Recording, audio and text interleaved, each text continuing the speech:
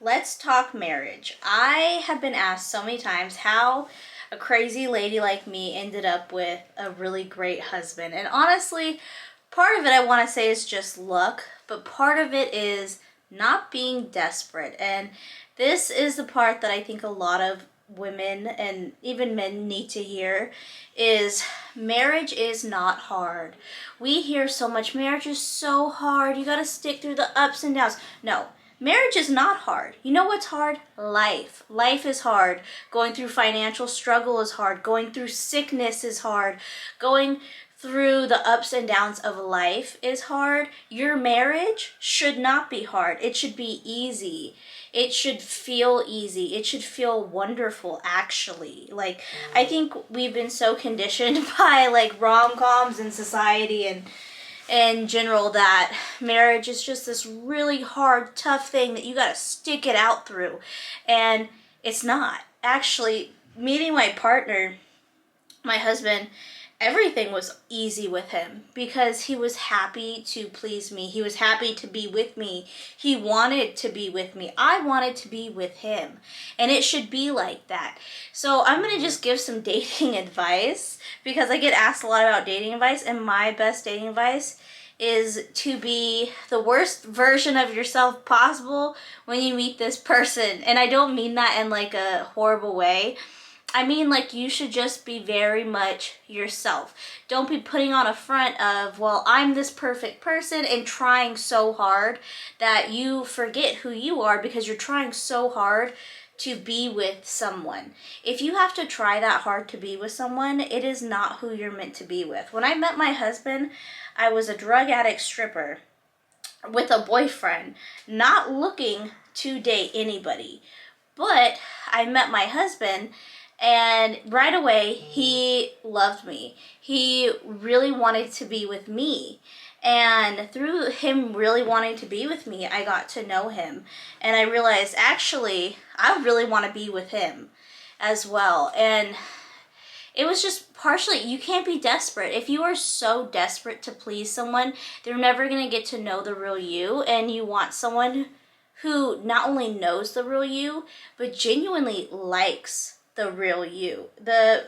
My husband enjoys the not so pleasant sides of my personality. The not good side of who I am is even good to him. And you want to find someone that does like the not so good side of you, who likes all of you, all of you, including the bad side of you, because everybody has a bad side. Everyone has a really good side, the side that we show everybody, and the perfect, presentation side of us. But what about who we are, like, as people? And so a lot of it is, I just say, you don't want to be desperate. Don't be too eager to please. If anything, you want someone who is eager to please you. I'm not saying be a jerk to the people that are trying to pursue you, but you definitely want to just be not hard to get, but just very much take it or leave it. This is who I am. Either you like the way I am or you don't. Whenever I first started dating my husband, I told him, how many kids do you want to have? Like, because I want a lot of kids. Oh, and by the way, if you want to date me, just know I have a special needs sister that one day I'm going to take care of. And she's going to live with me. And so if that's something that, if these are all things that are going to be deal breakers for you, do not date me. So if you want to date me, great, I'd love to date you. But you have to date me knowing who I really am. And I just think that is so important. I'm going to sit back because I'm 35 weeks pregnant with my third son. And oh my gosh, now like sitting forward like that, the belly's insane.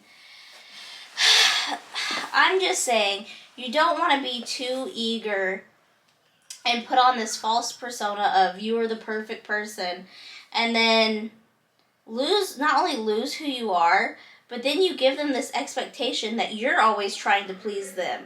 And when you're in a relationship like that, you're never going to find someone who wants to just please you because you're always the one chasing them.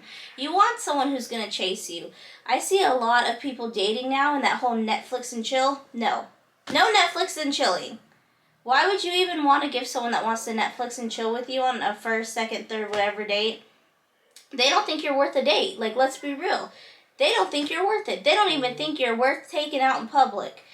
They don't think you're worth a $30 dinner. Like, someone that doesn't even think you're worth going on a date with is never going to give you a good life. They're never going to want to marry you. They're never going to want to do all that. They're not going to want to be over the top for you because they don't want to pursue you. They're just taking you because it's easy. And you don't want to make it easy for them. Honestly, that's what it is. And you just don't want to be easy. Not easy to please, not easy to be around.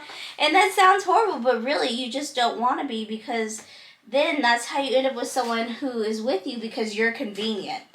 And you don't want to be with someone, you don't want to be with someone because they're being with you because you're convenient for them. If you want someone that is going to get you flowers every weekend, really spoil you, love you, and dote over you, and have admiration for who you are, it's not going to start with someone who just wants to Netflix and chill with you. And I'm not saying in all situations.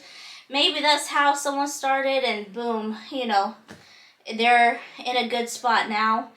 But I'm saying if you're dating for marriage and you want to find someone that is going to worship the ground you walk on, someone who don't even think you're worth one date is not going to worship the ground you walk on. You want someone that's going to chase you, that would do anything for you. Like, you want someone that would, crawl through glass and hand you their last dollar so that they could just kiss your feet. Like, that's the kind of love that I wanted, okay? And if that's the kind of love you want, you can't be easy or convenient. If anything, be the opposite of that. And I'm not Shira 7 teaching you how to get a rich man. I'm telling you how to get a good man. And maybe a good man is not going to be the rich man, but it doesn't matter if you have a rich man or a poor man. What you need is a generous man, because a generous man will give you every dollar. He will treat you with love, out of the generosity of heart. You want someone generous with their love, their money, their time, all of that. And Shira 7, really, I don't like her message to start with, just to say like, oh, well, it's fine if you're with a man that cheats on you or treats you like, bad, because at least he has money and you can spend his money. Okay, like, first off, money ain't everything. It's nice to have. Obviously, I wanted my husband to have some money, and because I wanted to stay home and not work. But the point is, like, a good man and a hard-working man will work hard to give you the life you want. Where a rich man that don't like you but is with you because you're convenient is going to give you a bad life, and he's not going to be generous. He may be rich, but he's not going to be generous with his time, with his love, and even with his money. Like, there are rich men that have millions and they won't even give their wife $1,000 to spend for a whole allowance for a month, but they got millions. Where there are plenty of middle-class men or whatever, hard-working men that would do anything and everything to make sure their wife has at least $1,000 in her pocket, That's the difference, is that you want a good man. A man that's not going to cheat on you because you're the epitome of perfect in his eyes. Because that's what you want. You want loyalty. And if you want true loyalty in a marriage, you want someone that wants to be loyal. Someone that thinks you're so amazing that they desire nothing but to be loyal to you and serve you and to be happy, making you happy. Like, that's the thing. I met my husband, and that man has always been so excited to make me happy. On, like, our second date, he took me shopping, bought me a Gucci purse. My husband, he has a good job, and he has always had money for me. But, when we were younger, he wasn't, like, making as much money as he was now, but he was willing to give me every last dime because he was so eager to please me. And that's what I mean, the difference between, there are plenty of millionaire men who will not go out and buy their wife the Gucci purse because they're like, she's not worth it. I would rather spend my money on something more valuable. And then there are men that have way less money and they're willing to do anything and everything for you, including get you that Gucci purse, even if they have to spend their last dime, because they're so eager to please you and they're happy to do so. And that's the difference. And I think, because I want to make it clear, my message is not a Shira 7 message. It is not take disrespect, deal with the bullshit, deal with lying and cheating just so you can get a bag. No. If anything, it's very much stand up on your own morals, stand up for who you are, be happy and comfortable in who you are, and then someone who finds that value in you will come along and be eager to please you, and then you can see that in them and realize, oh, you know what, this person actually really, really treats me well and wants to do these things for me.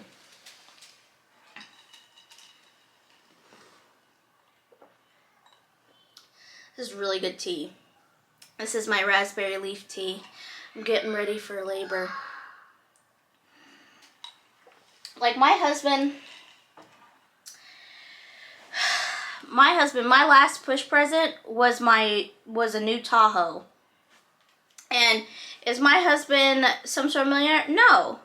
But he is so eager and hardworking and wants to please me that he will work hard to get me the things that I want in life. If I want to be a stay-at-home mom, if I want a husband that's going to help me raise my siblings. Like when my parents died and I said, I'm moving states. I got siblings to take care of. This is what I'm going to do. It was not even up for discussion of, oh, are we going to do this? No, it was, I'm going to do this. And my husband was like, hell yeah, I'm going to do this with you. There was no discussion of, well, I don't want to do that, or maybe blah, blah, blah. Because he's happy to be there for me. He was happy, and he was my rock. Like I said, life is hard. Like my parents dying was so hard. Taking care of my siblings is really, really hard, to be honest. And on those hard days, I'm glad that I have someone who is there for me and that wants to be there for me, because life is hard. And it's the same way for my husband. Whenever he calls me and I could tell he's in like a bad mood, I'm like, you had a bad day at work? He's like, yeah, just one of those days. He's so happy to come home to me because he knows that I'm going to have some food he loves cooked, and I'm going to be there to make him laugh and smile and really comfort him, because work was hard. What he does for himself, working is hard. And whenever, I'm not saying, oh, like, this is the message of like, I'm his peace, but he's also my peace. And life is hard. Life is hard, but marriage doesn't have to be hard, because marriage should be easy. It should be, when life is hard, marriage should be that place that you go to find comfort and to seek asylum from how hard life is. Because what would you be doing with life being hard and then your marriage is hard? I think about that all the time. Like, oh my gosh, some days, like, I'm just having a crazy day dealing with my special needs sister, dealing with my little brother's behavior, dealing with 2 crazy toddlers, and I'm like, geez, this world is kicking my butt today. I can't imagine if I had to deal with a scumbag husband too. On top of that, that would be horrible. That would be so horrible. I don't want to think about it. Because life is hard, and marriage doesn't have to be hard. The people who say marriage hard, I always wonder what's hard about it. Like, what is hard about marriage for other people? I see lots of videos online of like, oh, I'm a married single mom. Why? Why are you doing it alone? Why do you feel like you have to do it alone? If you're doing it all alone, having a hard life, shit, I could have a hard life on my own. I don't want to have a hard life on my own. That's why I'm married. That's why I'm married to someone good who makes my life easier. And in my opinion, if they're not making it easier, they're making it harder.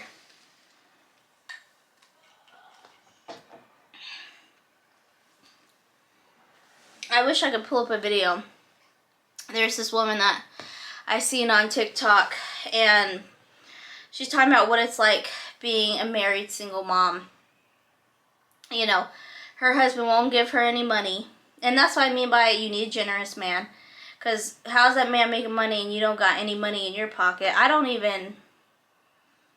Can't imagine that, because that seems like that's financial abuse. That's another thing, is the financial abuse that people are putting up with. If my husband wanted to count my pockets or count his pockets that I claim are mine, then I would be like, you know what, I gotta get a job because I don't trust you. And then if you don't have trust in your marriage, where are you?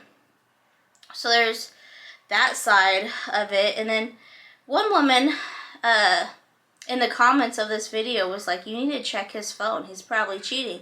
That's another thing. You're like, the cheating. That's a deal breaker for me too. I could never put up with that, because if I can't trust you, what the hell do we even have in marriage? If you cannot trust the person you're married to, what do you even have? That's not even a relationship, because I can trust a friend. I should be able to trust my partner. That's supposed to be your soulmate. And ask yourself, whenever you're dating and a man says something out of pocket to you or does something out of pocket, think, would my soulmate treat me like this right now? Would my soulmate do this to me?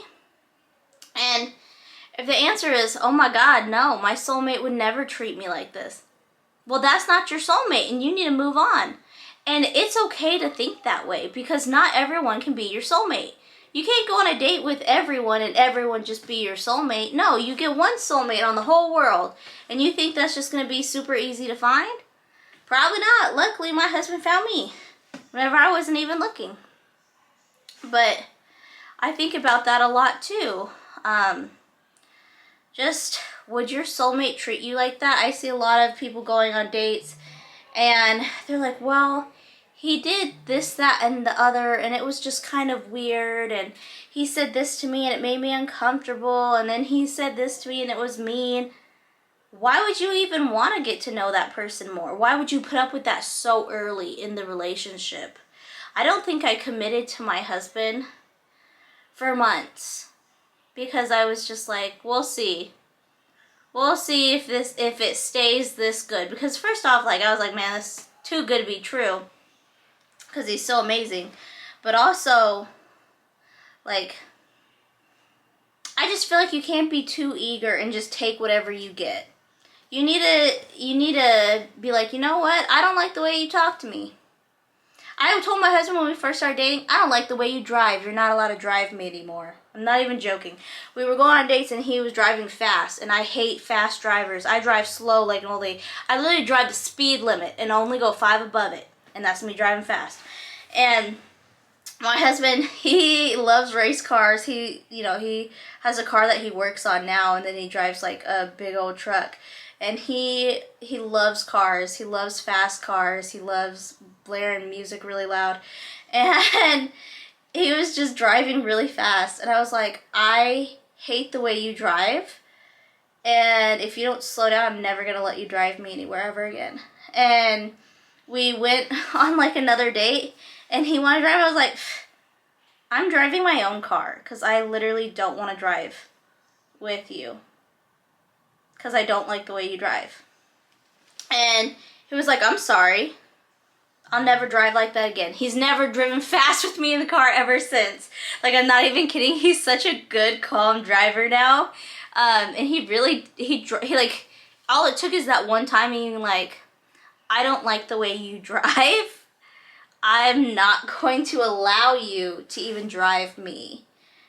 And now he drives me everywhere. But he also is a very calm, safe driver, because he knows that I don't like going fast. Like, he'll literally go over speed bump and be like, oh, sorry, babe. Because he knows, like, I don't like cars. I have a lot of anxiety around cars. But you want someone that is, like I said, eager to please you, eager to change their way to please you, very considerate of you. But to find someone like that, you have to be willing to speak up for yourself and say, I don't like this. I'm not going to take this. This is not what I want. This is not what I'm going to get. Because people are always like, you're so lucky. Well, luck didn't get me here all the way. Part of it is my own mindset of, I'm not going to take any less. And if he was going to give me less, I wouldn't have taken him. Of course my husband treats me great, because that's what I deserve. And I would not have married someone who doesn't treat me great. And that's where you have to be okay letting them go sometimes. Because maybe you like a guy, you know, but you got to be willing to let them go if they aren't meeting all your check marks. Because that's not your soulmate. One thing with my husband, the first night I ever slept with him and stayed the night in his bed, I farted so loud, so long, like a big old fart, like that, right before we went to bed. And I knew he wasn't like exactly asleep, because we had both just rolled over and went to sleep like that first like 5 seconds before you pass out. And I remember thinking, I gotta fart so bad. And in my head I was like, man, I barely know this guy, but I'm gonna fart in his bed right now, because either he's going to go, whatever, who cares, I love this girl, she just farted, I'm going to sleep. Or he's going to go, ew, she's gross, I don't want to see her again. And at that point I literally was like, either this will be my boyfriend or this is going to be a one night stand. Which way is it going to go? But you got to be willing to take that risk, right? And so I just let it out. And my husband and I, we still joke about that and laugh at it today, because we are people that fart in front of each other. We're people that shit with the door open. Literally, he just leaves the door open and we'll be talking from the bedroom to the bathroom. It don't matter to him at all, or me for that matter. But he was like, whenever she did that, I just knew, all right, anything goes with this one. She's a free spirit. And it was actually something that he was like, she's really cool. But he was like, actually, I like her. I like this chick. She's pretty crazy. But it could go either way of, wow, I really don't like that about her. She has no couth. She's not classy. Or he's like, yeah, this is my kind of lady. And if you're not willing to kind of take that risk of, all right, I'm going to be my authentic self, and either they're going to like me or they're not going to like me. You're never going to find someone that truly likes you for who you are, because you want someone that likes you. And really, you know, like you want someone that's your friend, that likes you, that thinks you're smart, that thinks you're funny, and doesn't just think, oh, well, she's hot and I like to bang her, you know. You want someone that has some admiration for you.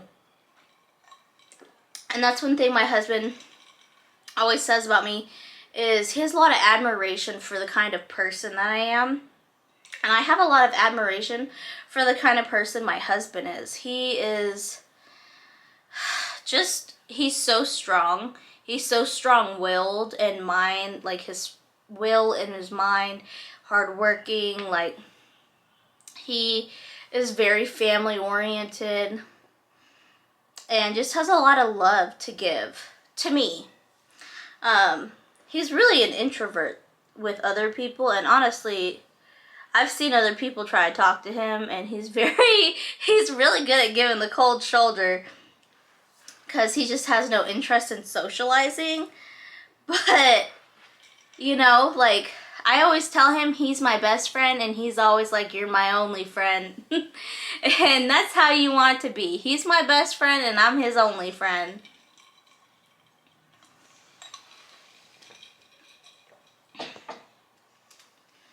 If I had to re-enter the dating world now, I don't know how I would enter it, to be honest. I feel like I probably wouldn't find anybody. I mean, mostly I feel that way because my husband's my soulmate, and I can't imagine finding another man that would be my soulmate. Because I just got such a mouth on me, and I have the kind of personality, either you love it or you hate it. not to mention, like, my life situation. Finding a husband that is willing to make me a stay-at-home mom, also take care of my special needs sister. You know, Kyle does a lot for me, but he also does a lot for my special needs sister. Like, he's always just on top of just like supplies that I need for my sister. Very much, he's in the real world. He's really just there for me in so many different ways, and I always know I can rely on him. And that is something that's so rare. Like, he'll be like, oh, did Tati have her medication today? Does Tati need me to order her more diapers? And he remembers those things because he actually cares. I see videos where there are men that don't even know how much diapers cost. There are men that don't know how to change their kids' diaper. I mean, my husband doesn't change my sister. That's my job. I do everything for my sister, but he is aware of, oh, well, I need to order more diapers for, you know, her to have. I never have to worry about, like, supplies running out because he does care. Even if he's not the one physically caring for her, he cares about her and cares about me, so that he is always prepared for us. And, you know, whenever we look up, like, oh, we're gonna go on vacation, he knows right away, all right, I'm looking for a 1-story house, because he worries, he doesn't want Tatiana to fall downstairs. You know, he's like, okay, do we have her medication packed? Have you, like, scheduled this? Just so much. He puts a lot of thought into everything because he is so thoughtful. And that's really what you want. Someone who actually cares enough to put in that mental energy for you. And I don't know, it's hard to explain because I want to give some dating advice. But the only dating advice I really have is don't be easy. Don't be too eager to please. Be your authentic self. And you know what? That's going to drive away a lot of people, to be honest. But that's okay to drive away a lot of people because not everyone's going to be your soulmate. And if you want to make room for your soulmate, you got to have space for that person. You can't have that space that's supposed to be there for your soulmate taken up by some loser that's just using you for a Netflix and chill because you're convenient. Be inconvenient. Be a lot of work because you want someone that's going to work for you. You want someone that is eager to put in the work. You know, like, think about it this way. If someone was, like, if a man wanted to really take you on a date, like, they'd be excited to take you on a date and they would do it. If they're not excited to do that for you, and I really believe in courting. Like, I really do believe in courting. My husband courted me for months even after he met me in the strip club, and he came into the strip club and gave me thousands of dollars to just spend time with him. And then I started letting him actually date me. He still dated me consistently for months too. Before I was like, yeah, this is my boyfriend. We're gonna live together. We're doing this. Like, this is my soulmate. And now I'm really glad that I first off, I would have never met anybody anywhere else because I really was not interested in dating when I already had a boyfriend. And so I broke up with my boyfriend to date my husband. But I really wasn't interested because I was just like, whatever, you know, like, just wasn't it wasn't my priority. And at the time, you know, I think I really knew that my husband was going to be my husband whenever I told him what I wanted out of life. And he was like, yes, I have the exact same goal as that, and I would love to do that with you. And that's what we decided. You need to discuss, like, what's your goal of dating? Are you dating because you just want a quick relationship? Or are you dating because you want to get married? Figure out why you even want to date. And then make space for your soulmate if that's what you're looking for. That's my dating advice.